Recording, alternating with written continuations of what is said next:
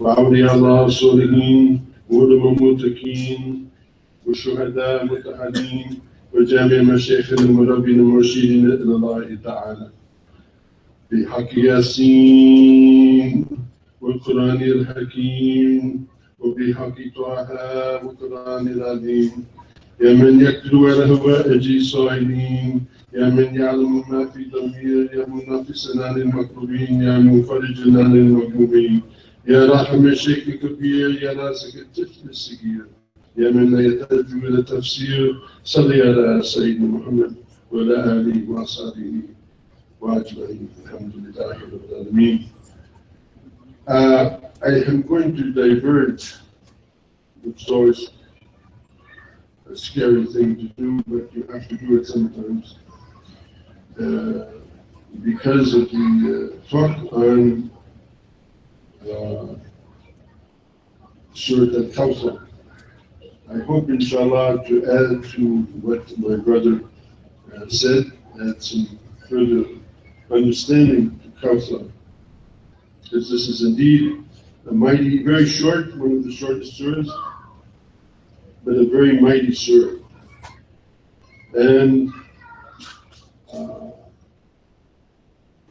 first we have to understand the situation of how this surah came to the Prophet ﷺ and when. It came in the year of sadness, when his uncle died and his wife died. And when the Muslims were banned, and this will be more about what I will speak about later, when the Muslims were banned, they were driven up to a valley. And things were so bad that they used to have to tie rocks around their stomachs to convince themselves that they'd eaten. Because sometimes they wouldn't eat for 3 days, 4 days, no food. Like what's happening to our brothers in Syria and in Yemen at the present time, and also to a lesser degree in Iraq. It's just the situation. And he was in a very, very low state, you might say, or a very exalted state, you might say. And he felt that, that people don't understand, that when he made hijrah, this is after 13 years, this is just before that, this is about a year before this. When he made hijrah, how many people do you think were following him? Now we're 1.7 billion Muslims, they tell us, in the world. How many people you thought followed him? This is 13 years, the most pure person, the most elevated person, the khayr of khalq Allah, the best of Allah's creation, speaking to the people, speaking to them on a daily basis. People who used to throw the guts of animals on his back when he prayed. And his dear daughter, Bibi Fatima, about more later, alayhi salam, used to wipe it off his back, and Sayyidina Umar, radiallahu ta'ala anhu, came and supported him with his strength. Very difficult situation. How many people do you think followed him? 180 people. 13 years. 13 years. Read the end of the last part of the Quran. You see all these surahs, all of this was coming from him. All this purity was coming from him. He changed 3,000, 4,000 years of thought in that part of the world. Completely changed it.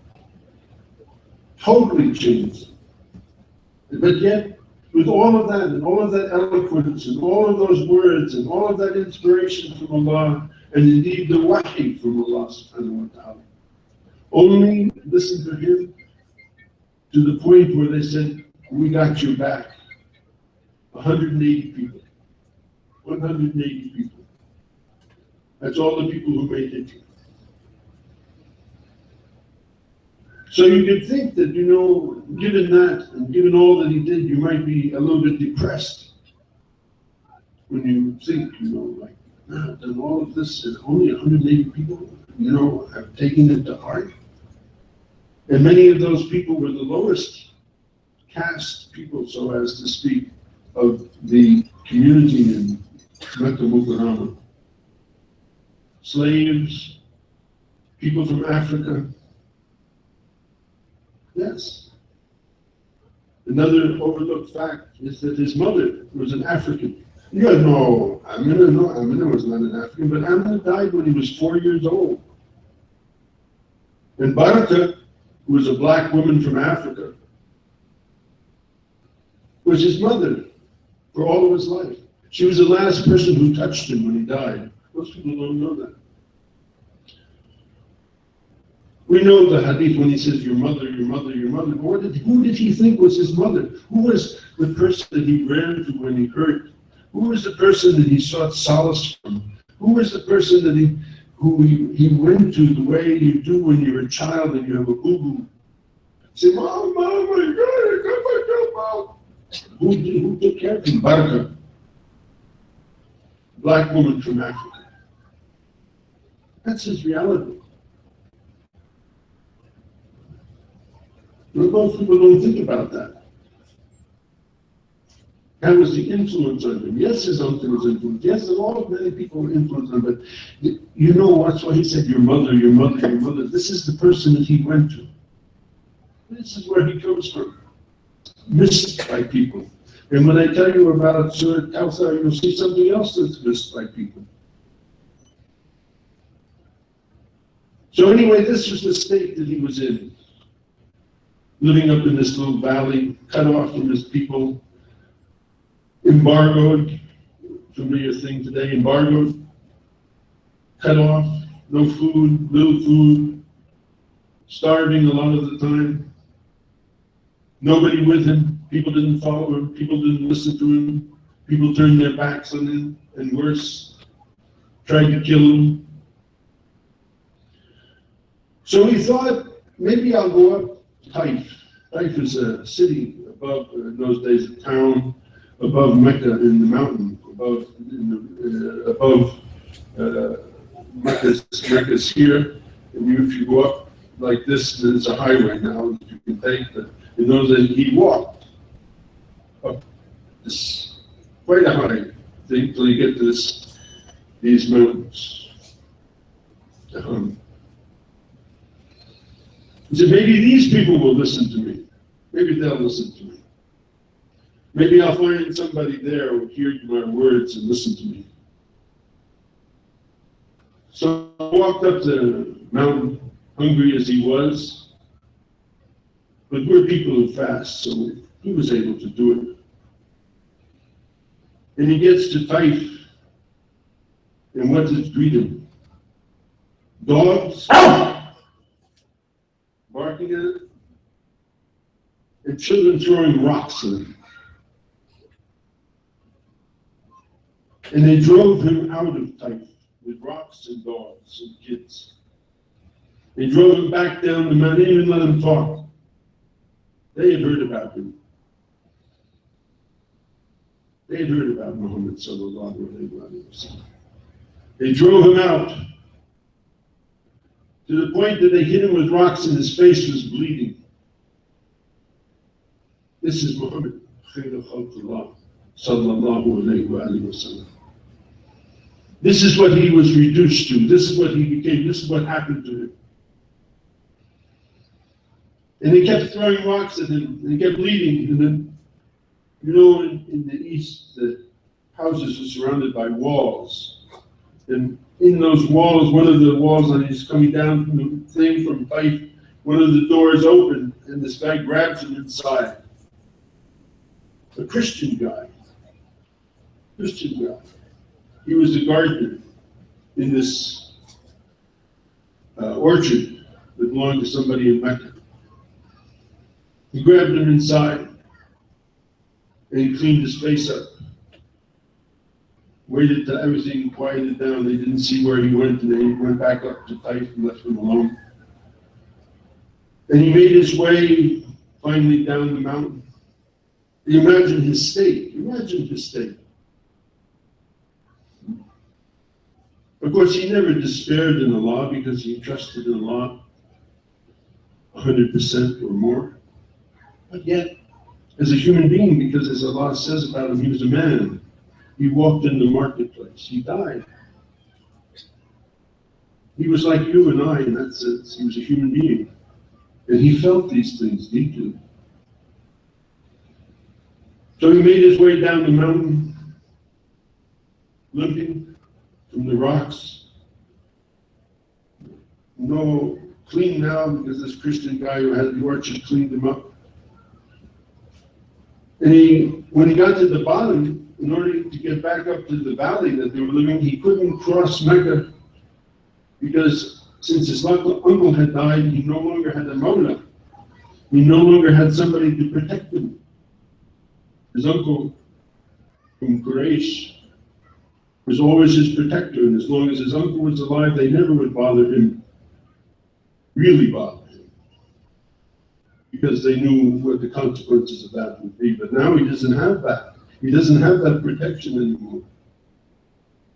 So he has to imagine what he has to do. He has to hire a mountain, 2 guys from another tribe, to walk him through and across Mecca so he wouldn't be attacked. He had to hire them. And then climb back up the mountain again into the valley of sadness, as it was called.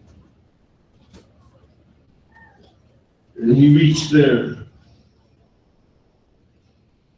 And that night, the wahy came to him. Wahy to begin, Inna a'tainaka al-kawthar. Surely we have given you abundance. What abundance? 180 people stoned by children, run upon by dogs, having to hire people to be a bodyguard and a protector because you don't even dare walk among your own people for fear that they might kill you. And Allah says to him, Inna a'tainaka al-kawthar. We have given you abundance. What abundance? 180 people, dogs, kids throwing rocks at you, so poor that you have to tie rocks around your belly to think that you've eaten, and your followers do too. And Allah says to him, Inna a'tainaka al-kawthar ya Muhammad. We have given you abundance. Fasalli, so pray. Fasalli. And sacrifice. Inna a'tainaka al-kawthar fasalli li rabbika wanhar. Inna shani'aka huwa al-abtar. They're cut off. That's the polite translation. That's a polite translation. They're cut off. What it really means, what's cut off? It means they're castrated. It means that Quraysh is castrated. They're castrated. It means they no longer can have children. Okay, understand? You know, sometimes when we translate, we try to be polite when we translate. We don't translate certain words, because, it's not polite to translate to say that people are castrated. But they were castrated. That's what it means in Arabic. But surely they are castrated. Okay, so now look at something else. Let's look at his daughter, Sayyidah Fatima, alayha salam. Alayha salam. People question sometimes why I say that. So, Allahumma salli ala Sayyidina Muhammad, wa ala ali Sayyidina Muhammad. We all say it in our prayers every day. Allahumma salli ala Sayyidina Muhammad, wa ala ali Sayyidina Muhammad. Right? Allahumma salli ala Sayyidina Muhammad, wa ala ali Sayyidina Muhammad. Peace upon you. Prayers upon you and upon your family. And he had no sons. He had no sons. But he had this daughter, Sayyidah Fatima. This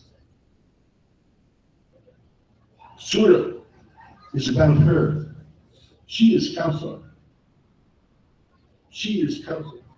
Sayyidah Fatima, alayhi salam, she is the abundance that he has been given. When Sister Fatima alayhi salam entered the room, the Prophet stood up, sallallahu alayhi wa sallam. There was nobody else he stood up for. He stood up always when she entered the room. He stood up. Look at your books of tafsir, and you'll find what I say is true. He called her Ummi, my mom. Why? As I told you in the beginning, Barakah and first Amina, and Barakah was his mom, but he called Fatima, his daughter, his mother. And he stood up for her. The fathers don't. I have daughters. I don't stand up for my daughters.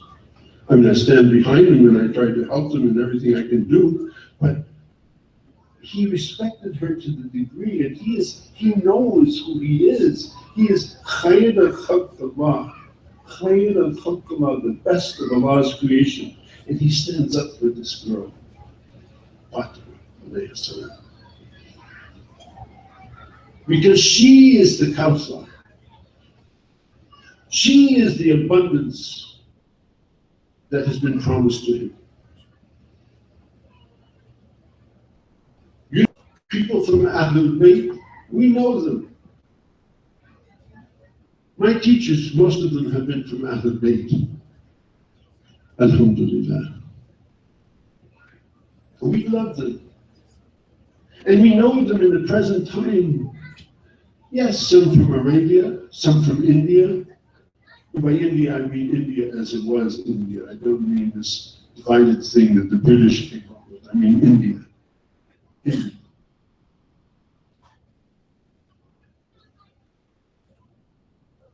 People from Al-Bayt, from Malaysia, from Africa. I know people from Al-Bayt from Africa. One of my teachers was from Juz al-Qamar, the islands of the east coast of Africa. He was from Al-Bayt. This is the abundance that the Prophet was given, Al-Bayt. Because they have been faithful, generation after generation. Not all of them, of course not all of them.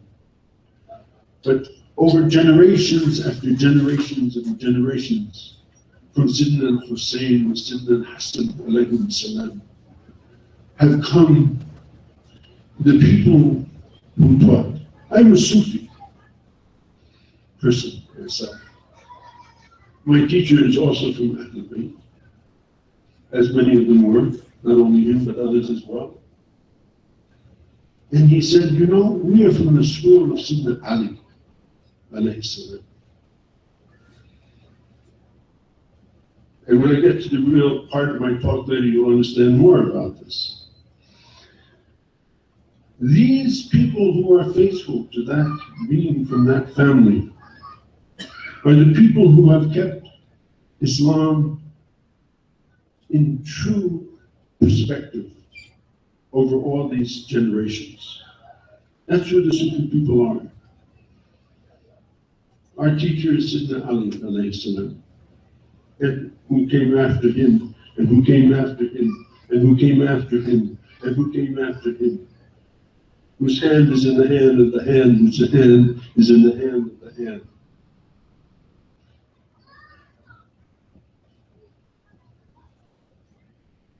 يد الله فوق أيديهم فمن نكث فإني منكوت على نفسي ومن أوفى بما عهد إليه الله فسيؤتيه أجرا عظيما. I promise Allah.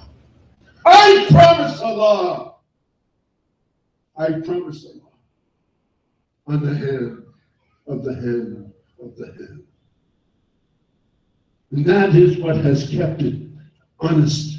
That is when people who descended into things like kingship, and I mean here people like Muawiyah and his unfortunate son, who declared himself a king, when Allah subhanahu wa ta'ala said, when I wish to destroy a people, I send kings amongst them. Kings amongst them. Keepers of the Haramain, isn't it? Kings among them. These are the people, the destroyers of Islam. They are the destroyers of Islam. And it is people who have remained faithful, I swear. I swear by Allah. I promise Allah. I give my bay'ah to this man who has his hand in the hand of the man who has his hand in the hand of Ali alayhi salam, who has his hand in the hand of the Prophet sallallahu alayhi wa sallam. And that's how it goes, and everybody knows that's how it goes. That's the truth. So when we talk about Kawthar, yes, we say it's a hood, it's a pond of water. But it is through Fatima, alayhi salam, that these are the people who remembers. Does anybody remember anybody hardly from Quraysh? Anybody remember anybody from Mecca? Do you go, some people say, well, I'm a Meccawi, I'm from Mecca, and this, like this, and you give them any honors? No. When is it?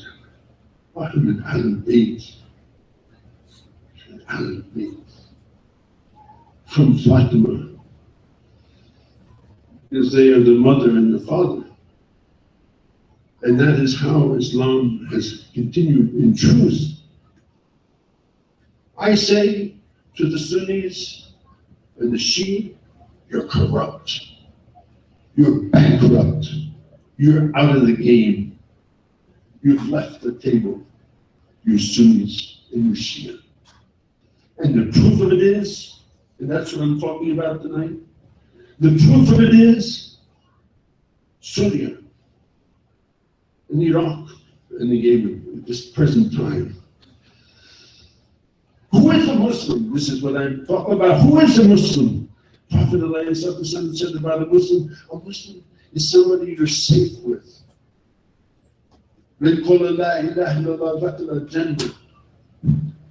This is a person you're safe with. He's not after your money. He's not after your wife. He's not after your good name. He's not after anything. He's your brother or your sister.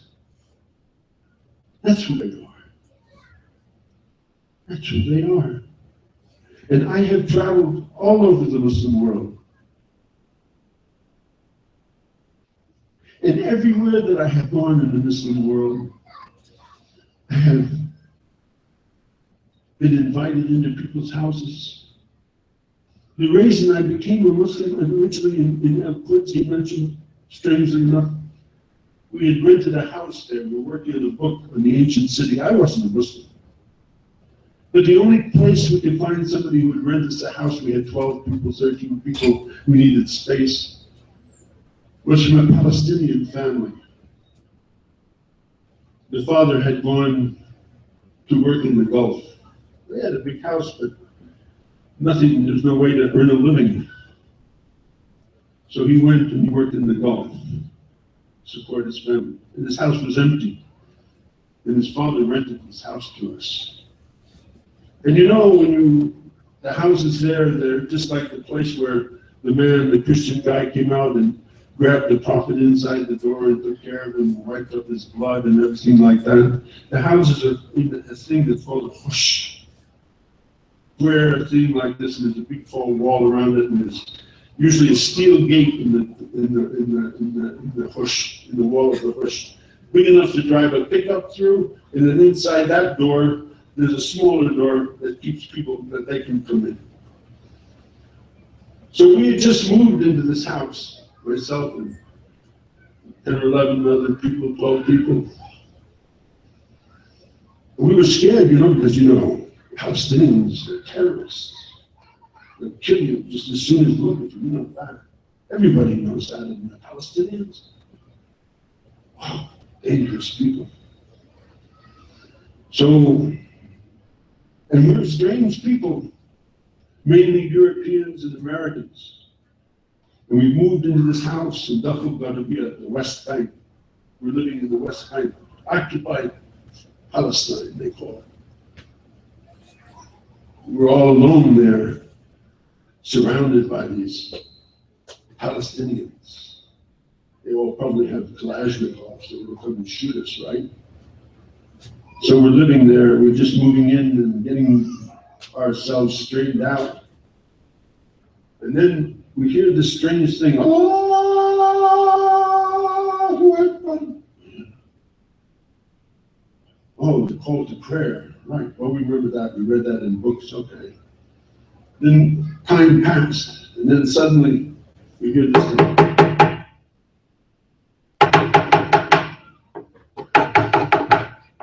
Somebody pounding at the door. Well, we immediately thought, the worst, this is danger, we're in trouble now. We're in trouble now. What to do? So I get the two biggest guys with me, and we go to the gate, to open the gate. And what do we find when we open the gate? A bunch of people with Kalashnikovs, these Palestinian terrorists? No. We found our neighbors bringing food. Because they said, we saw you moving in, and we know that you didn't have time to hook up your stove or get your refrigerator going, so we brought you your dinner. That's how we were treated. That's how Muslims treat you. This is what the truth I learned about Islam. And it was not very long after that that I became a Muslim, not because of theological truths or great mystical thinkings or anything else like that, but because people are the true flowers of the garden, my friends. People are the true flowers of the garden. And it's beautiful to walk in that garden. Beautiful. They brought us our food. So I said, there must be some other story than the story they're telling us. My mind was, as they say, blown.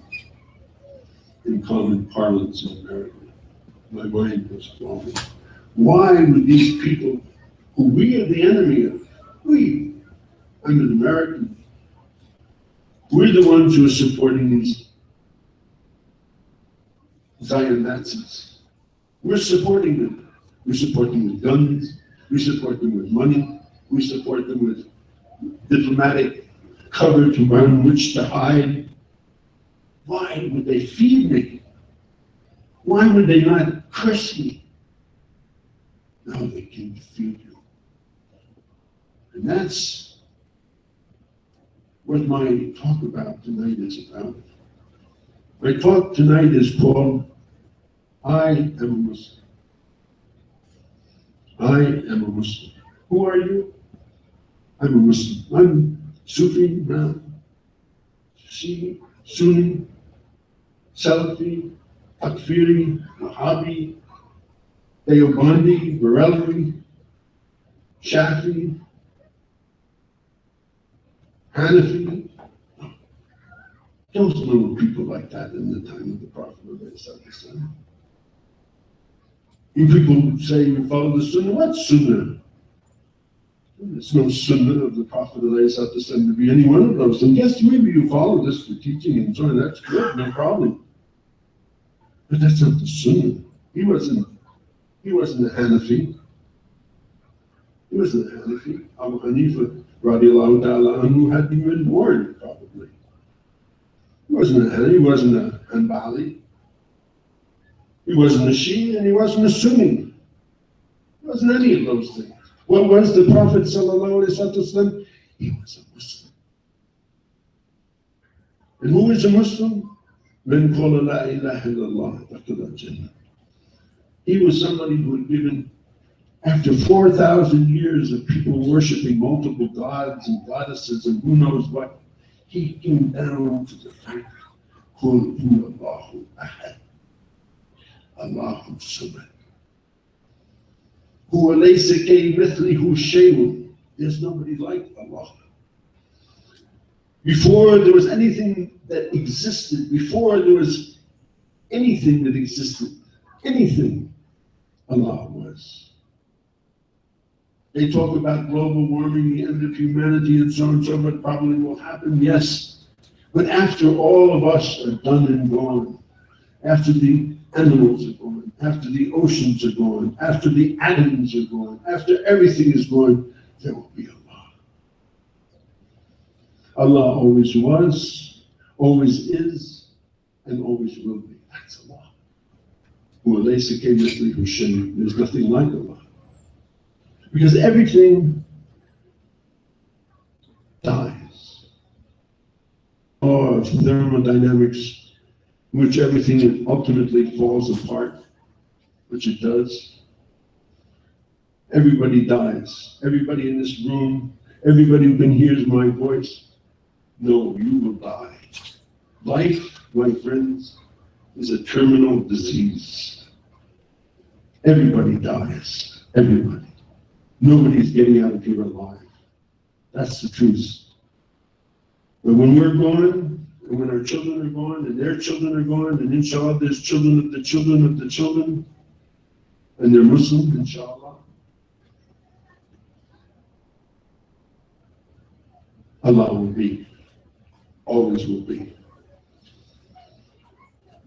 So now, we're facing in our time a terrible problem. And you could say that all the people in all times have faced a problem. But as Muslims, we're facing a really terrible problem. What is that problem?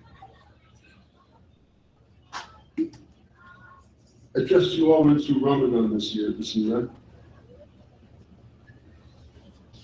And in Ramadan, we go out of our way to be nice to each other. Because fasting is tough sometimes. So you cut people slack, you give them a chance. You know, when you bite your tongue instead of getting angry and things like that, you try to be nice. And all during Ramadan, remember what I said in the beginning, who is a Muslim? A Muslim is somebody you're safe with. Safe. You're safe. They're not trying to kill you. They're not after your husband or your wife. They're not after your money. They're not after to destroy your good name and put you down. That's not who Muslims are. Muslim is somebody you're safe with. So ask yourself, brothers and sisters, how safe were the people of Syria from the Muslims? The Muslims of Syria, how safe were they from the Syrian Muslims and all those who came from Chechnya and all various other places and so on and so forth? ISIS, Daesh, whatever you want to call them. How safe were the people of Syria from other Muslims? How safe were the people of Iraq from other Muslims? How safe were the people of Yemen from other Muslims? They weren't safe. There were planes in the air with pilots from Saudi Arabia, unless they hired Pakistanis, which they often do. Don't like to work too much. Fueled by American fueling planes, spotted by American spotters flying above them, who are bombing and killing other Muslims, and specifically people who have gone in the bread line to buy food, and hospitals and schools. And the same thing happened in Iraq, and the same thing happened in Yemen. And whether it was the Saudis or it was the Iranians, which I say, you are bankrupt. You are both bankrupt. O Kingdom of Saudi Arabia, you are bankrupt. O Islamic Republic of Iran, you are bankrupt. O Sunnis and Shias from those places who think that you are bankrupt. Nothing for us. You don't keep the two holy places, Especially since we know that Allah has said, when I want to destroy people, I send them king. King of what? King of what? King of nothing. King of filth. King of murder. King of rape. That's what they are. These Saudi kings. And these ulama of Qum, they're the same. They can write La ilaha illallah all they want on their flags, and I'll tell them you're corrupt, filthy people. You kill of other Muslims every day. And you did it, not only do you do it in Safar, which is understandable, maybe you do it in Ramadan, the holy month of the year. You do it in Muharram. You do it all the time. As we're talking here, people are being killed. Muslims are being killed. Who? By Americans? By Russians? Yes, somewhat. But they're being killed by other Muslims. And I shouldn't stop there. I can mention Afghanistan as well. Muslims killing other Muslims. They dress up. Oh, they dress up. They have imams on. They wear kurtas. They wear their pants to nisfa sock. And what are they? Taliban drug dealers. The biggest drug dealers in the world, selling heroin wholesale. Oh, they go to the masjid and they stand up. Bismillahirrahmanirrahim. What? Nifaq. Nifaq. Hypocrisy. What? Hypocrisy. That's what it is. And they want to convince us that they're Muslim. Yes, they're Muslim. Yes, they are Muslim. They said, La ilaha illallah. They're Muslim. But they're sick and corrupt and filthy people, unfortunately. They've given us all a bad name, which brings us to the next thing, Mr. Donald Duck. I should say President Donald Duck. President-to-be Donald Duck. Well, Donald Duck was a good guy. I don't know, we should not say that about Donald Duck. Donald Schmuck. You imagine having a president of a country as a man who ran gambling halls? That's what he is.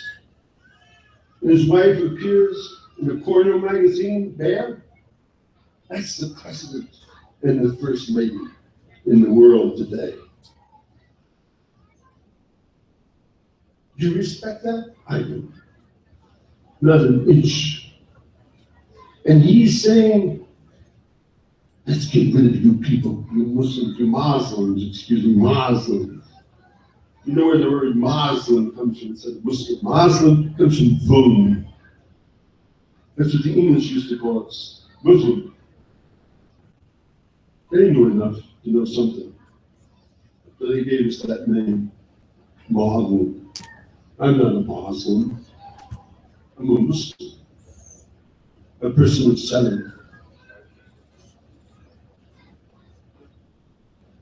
So now we have been painted, and we are all going to feel this. This is not going to go, this is not something that's going to go away. This is what the Jews in Germany thought. Oh, they're not after me. I love Beethoven. I love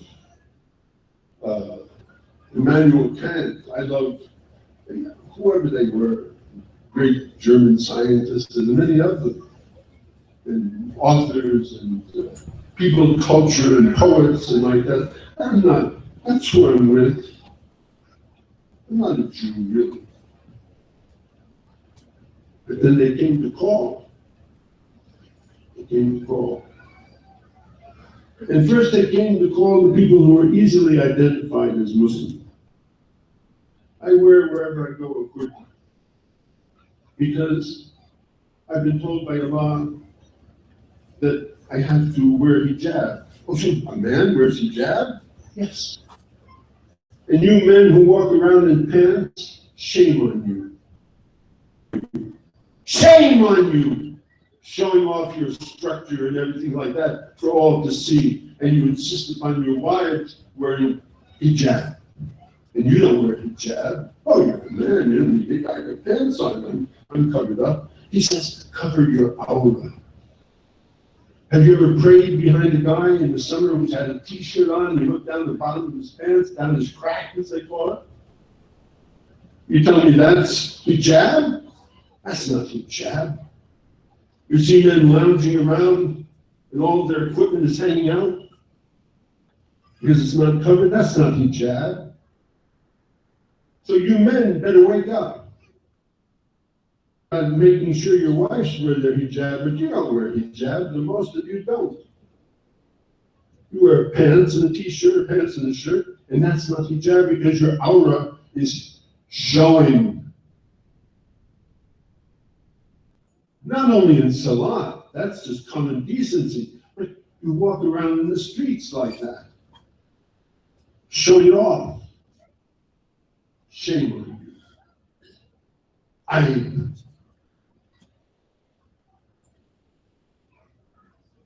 So the women are instantly identifiable, like this woman in Washington, D.C., Somali woman, very intelligent, mashallah, working at the highest level. She gets into the taxi to go home, and like anybody, working guy, working woman. She gets in the taxi and she says, such and such a street. The guy turns around at a red light and he reaches back and he grabs her hijab and yanks it off her head like this, partially strangling, shot like this. She's trying to get the thing back on, and she's moving closer to him. He jumps over the back of the seat and starts groping her in the car. Yes. This is what we're going to get with Mr. Donald Duck. The Jews thought, oh, it's not going to happen to us. This is for Polish Jews. This is for shtetl Jews, the ones who live in, out back. It's not going to happen to us. We're Germans. No. When he says, I want to register every Muslim in America, do you think he's kidding? You think it's just like kalam fadi, as we say in Arabic, empty words? Do you think he's just kidding? Or do you think that he's going to do that? Well, it's against the law to do that. Maybe we'll be safe, maybe we will, but maybe we won't. They did it to the Japanese. They can do it to us. They can do it to us. And what my point of my talk is about is that they can do it to us much easier if we are separated, if we are disunited. That's why I say what is the subject of the talk on this occasion of the birthday of the Prophet sallallahu alaihi wasallam, because we have to look to ourselves who are the survivors and the continuers of that teaching of the Prophet sallallahu alaihi wasallam. Without us, there's nothing. Nothing. And the way he said to get people, the Prophet, because he knew what was happening, he said, you will go down the same rat hole as the Jews and the Christians. Divide yourself into 73 sects. You will be divided. And that's what is happening, and that is what has happened. And that's how people identify themselves. Yeah. I'm a mainstream Muslim. I go to ISNA events and NSA events. Oh, I'm secretly a Wahhabi Muslim that I don't tell people that. Or I'm a Takfiri. Or I'm a Sufi. Or I'm a Salafi. Or I'm a Hanafi. Or I'm a Shafi. Or I'm a Sunni. I'm a Shia. I'm this, that. This is how they get us, folks. They get us. That's what they've done in Syria. That's what they've done in Yemen. They've turned one nation and one people, one deen against the other deen. I was listening to some ulama from Syria talking last night. He said, we've been living here together for 1,300 years. All kinds of Muslims, different Muslims, all kinds of people, Jews, Christians. We never had this problem. This never existed. This is not something that comes from the Syrian people any more than it comes from the Iraqi people or the people of Yemen or the people of Afghanistan. This is how they have done it. They have convinced us Muslims that we're not really Muslims, we're Sunnis. Okay. I'm a Shia.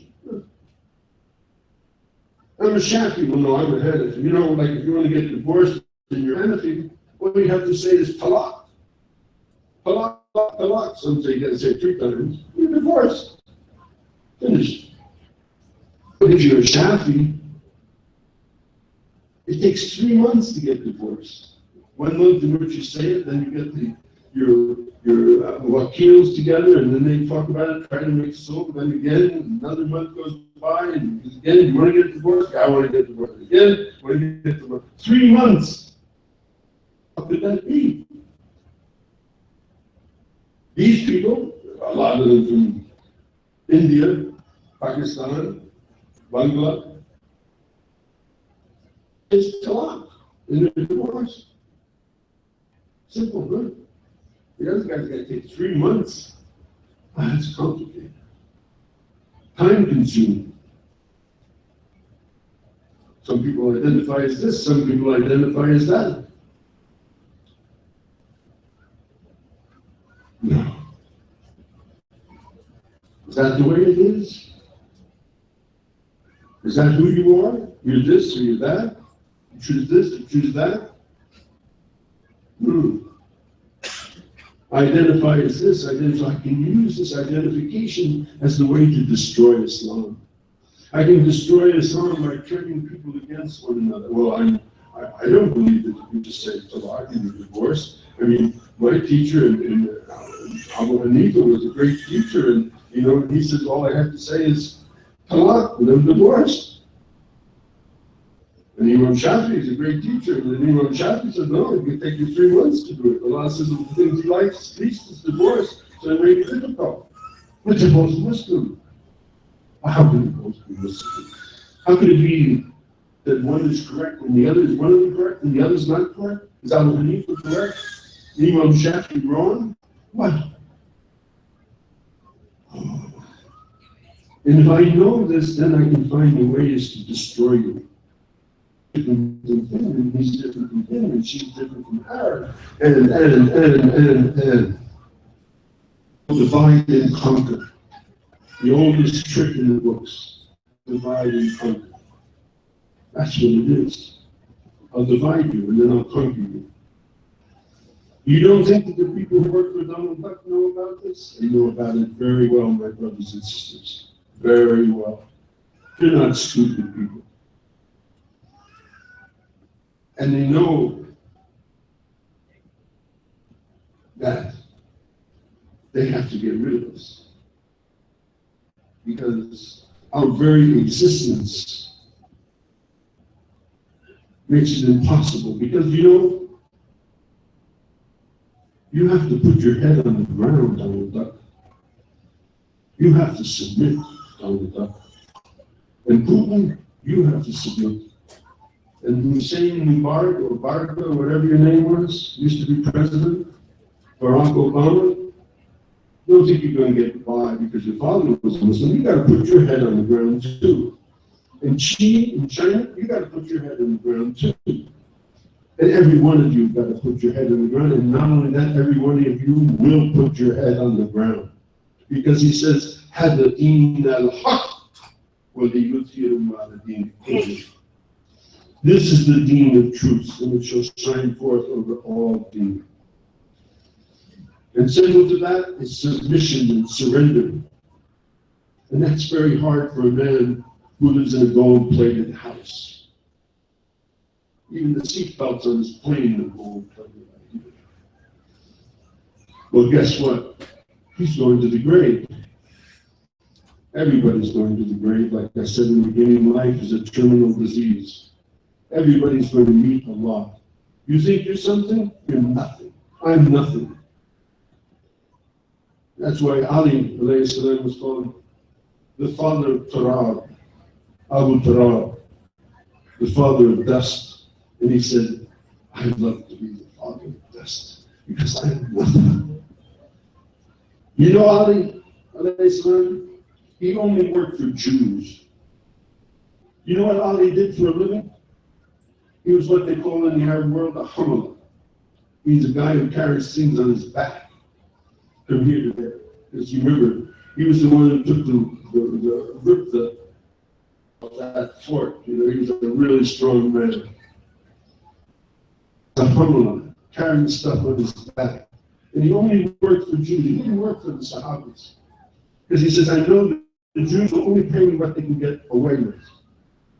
The cheapest that they can get, they'll pay. That's good for me because I don't want to think I'm somebody. I'm nobody. I'm the father of dust. There was a great sheikh, Cary, sheikh of the people. He used to speak every Friday in Juma on television. The lunch hour. And he was the sheikh of Beled. He wasn't the sheikh of Azar, he was the sheikh of Beled. Village sheikh. But he knew what was what. And everybody, all of Egypt stopped when he was on the air. People, he had a way with words and a way of saying things, and you had to listen. He compelled you, spellbound for an hour every week. And one week he was fantastic. I mean, just everything he said was haq on haq, truth on truth. And he was, wow. And when he finished broadcasting, the guys were so excited about what he had said, they lifted him up on their backs and they carried him out of the broadcasting studio to his car. And he got in his car, you know, a bunch of guys carrying you on their back, that's pretty big. And he told his driver, take me to such and such a masjid, which was a very poor part of the town. He went to that masjid, and he asked the guy who took care of the masjid, he said, bring me some cleaning buckets and some warm water. I'm going to go clean out the toilets. Why are you going to do that, Sheikh? What do you mean, man? You're the best of the best. He said, yeah, but I might think I was. I don't want to think that. That's trouble. So he went and cleaned all the toilets before he went home. And when we're talking about sunnah, this is what we're talking about, stuff like this. The Prophet ﷺ never went to bed at night with any food in his house. Never. He made sure that everything he had in his house was given away every day. Yes. Now we're talking about sunnah. Now we're talking about tawakkul ala Allah. Now we're talking about trust in Allah. Yes, there's nothing in my house. Well, what are you going to eat for breakfast, Muhammad? Allah provides everything. I guess whatever he provides is what I'll eat, right? He believed it. It wasn't just philanthropy.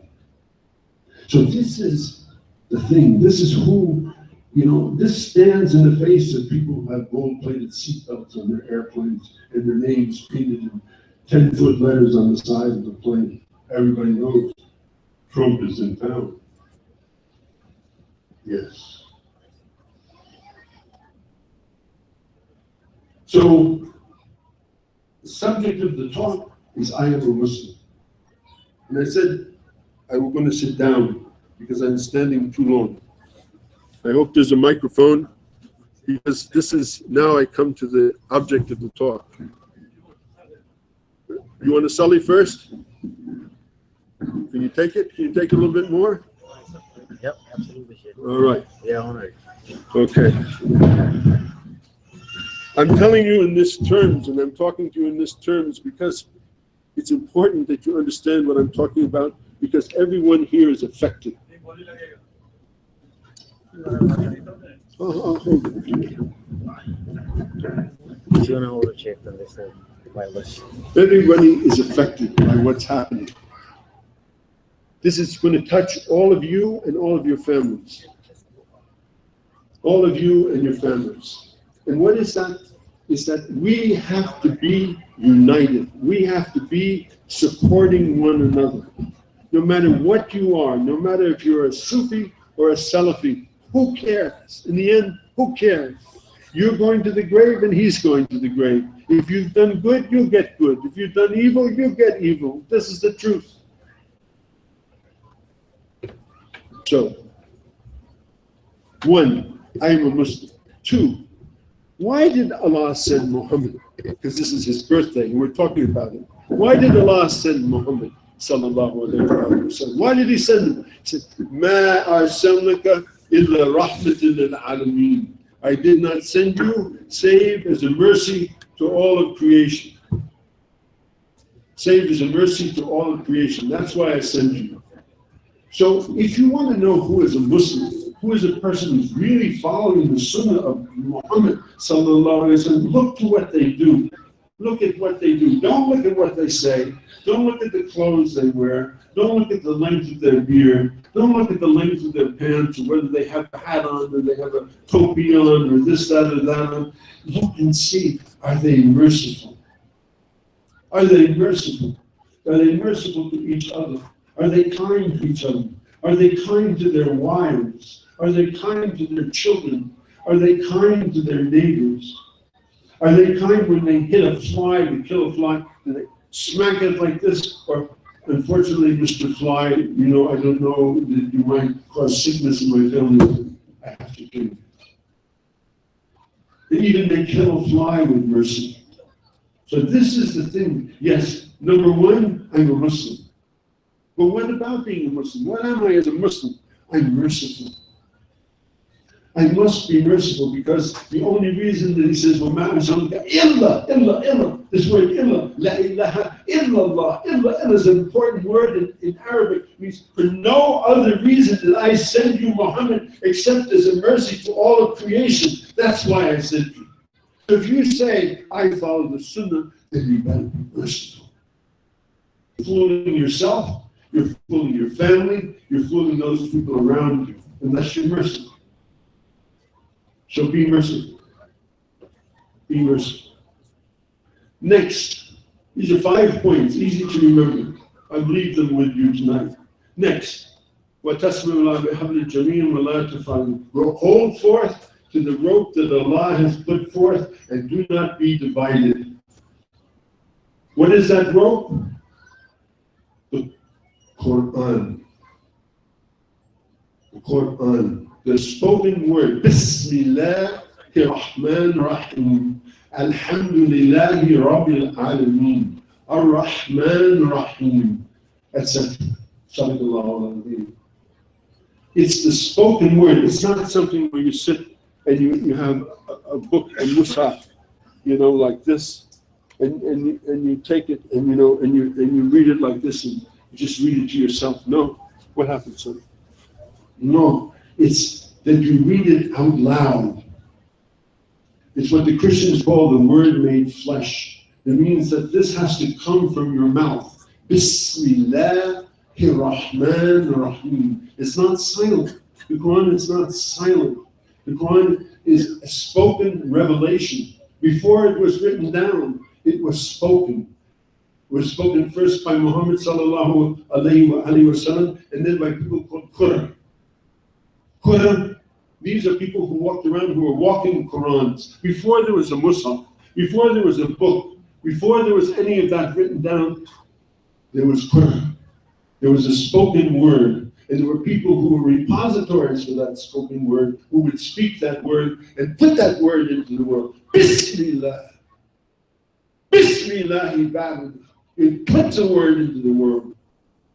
That's the power. So he says that, hold fast to that.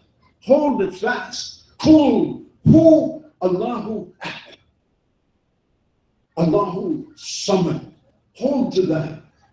Inna a'tainaka al-kawthar. Hold to that. Ameen. ذلك الكتاب لا ريب فيه هدى للمتقين الذين يؤمنون بالغيب ويقيمون الصلاة ومما رزقناهم ينفقون. Sadaqallahu al-Azim. That's the word of Allah. That's the Quran. Not some words written in a book. It's coming out of your mouth. The word coming out. The word reaching to the people. Hold to that. Hold to that. And he conditions it. He says, and do not be divided.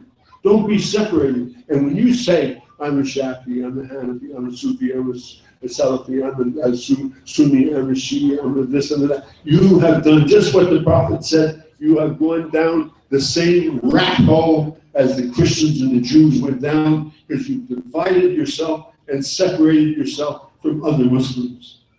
Unless you know that that's all right, on the other hand. But it doesn't represent the end of the story or the end of the world. So hold fast to that road that Allah has stretched forth. Next thing. We respect all prophets. لا نفرق بين أحد منهم. Allah says, لا نفرق بين أحد. We have nothing against Isa alayhi salam. We have nothing against Musa alayhi salam. We have nothing against Ibrahim alayhi salam. We have nothing against Nuh alayhi salam. We have nothing against Adam alayhi salam, or any of the other ones between them. We have nothing against them. We say, لا نفرق بين أحد منهم. All of them, there is no difference between them, and we respect them all. With great humility and honor to them, each and every one of them. We have nothing against any of them. We have only respect for all of them. So if you hear somebody putting down somebody, something, they're not on the way. They're doing something else. They're off the path. لا نفرق بين أحد منهم. We don't make any discrimination between any of them. Remember that. Next time somebody starts bashing Jews or bashing Christians or bashing anything, this is not. Prophet ﷺ said, translated, I was not sent to curse people.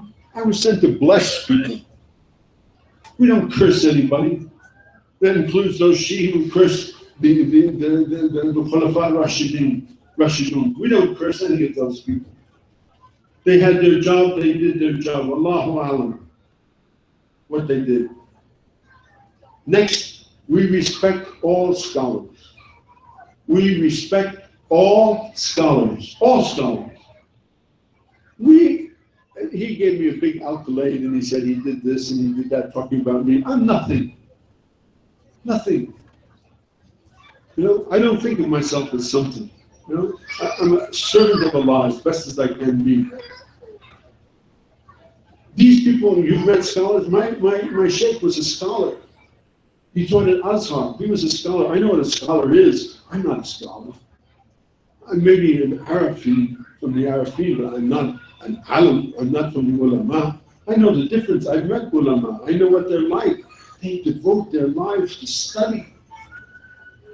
Yes, I went and I studied under the Sheikh of Azhar. Yes, I did those things. I understand what it is. Yes, I studied in the Kulliyat, the Shariat in Makkah Mukarramah. Yes, I did that. But I'm not a scholar the way they are. I haven't devoted my life to that. I've devoted my life to parts of it, but not the way when you meet a real scholar, what they know and what everything at their fingertips and what they hold and what they understand. I'm not that. I don't pretend to be that. And so some of them are Sunnis and some of them are Shia. Yes, I know that. And some of them are Jafaris and some of them are Malikis and some of them are Hanbalis and some of them are this and some of them are that. And all of them have devoted their lives to trying to understand this phenomena of Islam, which is not easy to understand, but they have given their life to it. Like Prophet says, sallallahu alaihi wasallam, don't leave your house without reading Yasin in the morning. Okay, everybody here left there. Everybody, I presume, because you come here tonight, you know about the Prophet sallallahu alaihi wasallam. You know that he said that? It's the heart of the Quran. Don't leave your house without reading Yasin every morning. I'm not asking you to put your hands up. You ask yourself, did you leave your house without reading Yasin this morning? Did you? He said to the women who made Hijrah. And then to the men. If you want to have food in your house, read Surah Al-Waqi'ah every night. He's Ameen. This is Muhammad sallallahu alayhi wa sallam. He's Ameen. He's the honest one. He's telling us the truth. He says, do you want to have food in your house? Are you worried about eating? Then read Waqi'ah. Did you read Waqi'ah today? Will you read it before you sleep? Investigate yourself every day, not just on Jummah when the Imam says, okay, ask Allah to forgive you your sins and so on and so forth like that. Before you sleep every night, ask Allah, account for yourself. Account for yourself. We don't. They did a survey. You know how many Muslims pray? How many Muslims do you think pray? 40% of Muslims actually pray. I mean, Sunday, I put it in the right word, but we call it prayer in English. 40% pray. You may be part of 100%, but there's, lots of people, they don't pray. They say, La ilaha illallah. Maybe they fast Ramadan. I know many people in Egypt, they always fast Ramadan. But you don't ever see them in the masjid.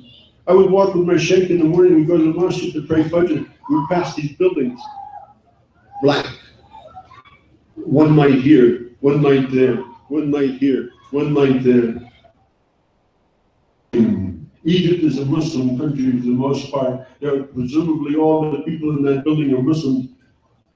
Nine, sleeping. We come to pray Fajr in the masjid. This is a masjid, it was called Khulafa Rashidin. It stands 2,000 people on Jummah. There's 2,000, 2,500 people there. We'd be 15 people, 20 people, 25 people, maximum for Fajr. Maximum. Damn right. That's what we have come to. And if we go on like that, where will we wind up? So, when we talk about scholars, we talk about a person who's always in the masjid. Every Fajr prayer, and Dhuhr prayer, if he lives near it, and Asr prayer, and Maghrib prayer, and Isha prayer, and who spends his life studying the scholars and the other books, that's a scholar. So whatever school they come from, I don't care, 5 schools. I'm a believer in 5 schools, incidentally. I believe like Sheikh Shaltut, who was one of the great sheikhs of Azhar. There's not 4 schools, brothers. There's 5 schools. And Imam Jafar Sadiq is the first. Why? Because Imam Shafi studied with him, and Abu Hanifa studied with him, and Malik studied with him part-time also. So there wouldn't be any of those other schools unless there was a school of Jafar Sadiq. But you people, Sunni people, you want to say, no, that's a she. What? What? Where would Imam Malik be? Where would Imam Shafi be? Where would Abu Hanifa be if it weren't for Jafar Sadiq? Wake up, people. Stop being prejudiced. Understand what's what. And they asked Sheikh Shaltut, how can you say it's just like this? He said, have you been to Mecca recently? He said, yes. Did you see people making tawaf? Yes. Well, these people called Shi'i people, as well as the Sunni people, have been making tawaf from day one. And everybody knows that only Muslims can go to Mecca, so they must be Muslim. Huh? They must be Muslims, huh? Yeah. So forget that stuff. Change your minds. Don't not be divided, people. See that it's one ummah and respect all of the people. That's what he says. I translate now from the Prophet sallallahu alaihi wasallam. O people, regard the life and the property of every Muslim as a sacred trust. O Muslims, return the goods entrusted to you to their rightful owners. O Muslims, hurt no one so that no one may hurt you. O Muslims, remember, you will meet Allah. You will meet Allah, and He will reckon your deeds. And the last thing I'm going to say tonight, Allah, and I want you to hear this, men and women, Allah has forbidden you riba, usury. He has forbidden you usury. It's forbidden, it's haram. Allah has promised us that He will make war. War is the word He uses. And anybody who gives riba, interest, anybody who takes interest, and anybody who accounts for interest. So you ask yourself, who owns your house? Do you or the bank? Who owns your car? You or the bank? Who owns your business? You or the bank? Are you paying riba? Then you should know. Are you taking riba? Then you should know. Are you accounting for riba? You should know that Allah has promised that He will make war on you and that the Prophet will make war on you. So Muslims, stop taking interest.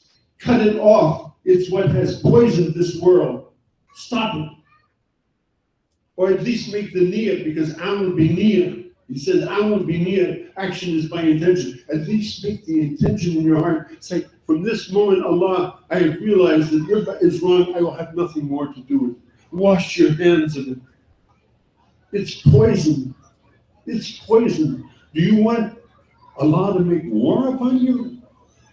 You want to live your life when Allah is making war? If you don't own your house and the bank owns your house, Allah is, you wonder why things are going bad in your life? That's why. So that's the last thing I have to say. Muslims, be united.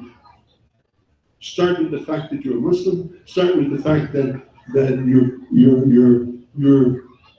merciful to all people. Start with the fact that do not be separated and hold to the Quran. Accept the fact that these Muslims are all brothers and you're brothers of them, and live like that. Change your lives, inshallah.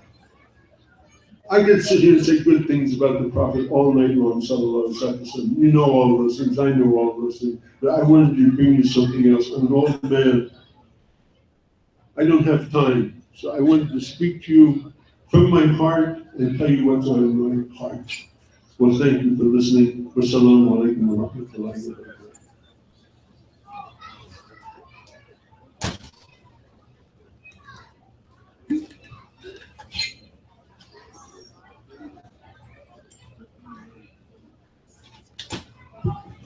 Sallallahu alayka ya Rasulallah, wa sallam alayka ya Habiballah. Thank you so much. We all thank you, Sheikh, from the depth of our hearts for making a trip to our mosque and giving us all the knowledge that you passed on to us. We really appreciate it, and we thank for all the trips that you have made in the past, and we look forward for you to be in the future as well. For everybody who is in this mental, a little request, many of the publications of the Sheikh are available right at the door. If you when you pass by, please look at them. And if any of them you feel interested in, somebody will be there to help you with that. And then now I'm going to request our humble guest, Brother Bilal, to come and recite in the nasheed.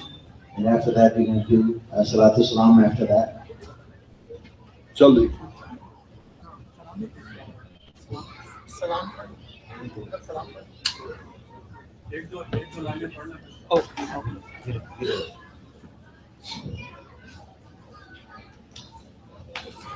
Sallallahu alayka ya Rasulallah,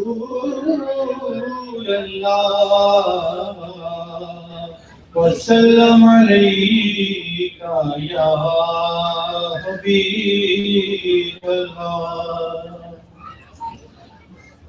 مولاي صل وسلم دائما ابدا على حبيبك خير الخلق كلهم. مولاي صل وسلم دائما ابدا على حبيبك خير الخلق كلهم.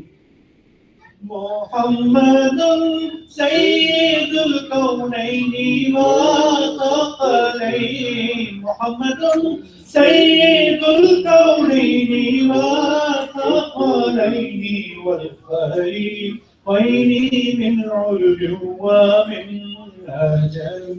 مولاي صل وسلم دائما أبدا على حبيبك خير الخلق كلهم.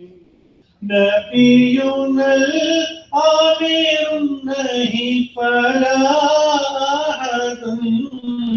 نبينا الأمير النهي فلا أحد عبر في قولي لا منه ولا نعيم.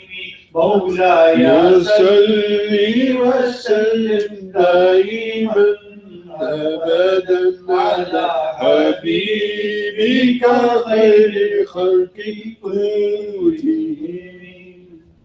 ثم الرضا عن ابي بكر وعن عمر. ثم الرضا عن ابي بكر وعن عمر وعن علي وعن عثمان بالكرم. مولاي صل وسلم دائما ابدا على حبيبك خير الخلق كلهم. مولاي صل وسلم دائما أبدا على حبيبك خير الخلق كلهم. يا ربي بالمصطفى بلغ مقاصدنا. يا ربي بالمصطفى بلغ مقاصدنا واغفر لنا ما مضى يا واسع الكرم. مولاي صل وسلم دائما ابدا على حبيبك خير الخلق كلهم. مولاي صل وسلم دائما أبدا على حبيبك خير الخلق كلهم.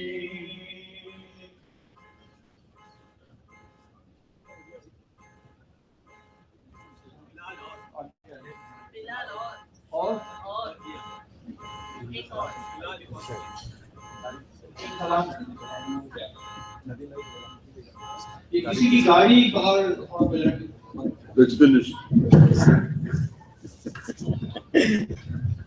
As soon as we announce and it's done. That's it. I hear and I obey. So all the brothers come forward for the Urdu Salam. Jazakallah.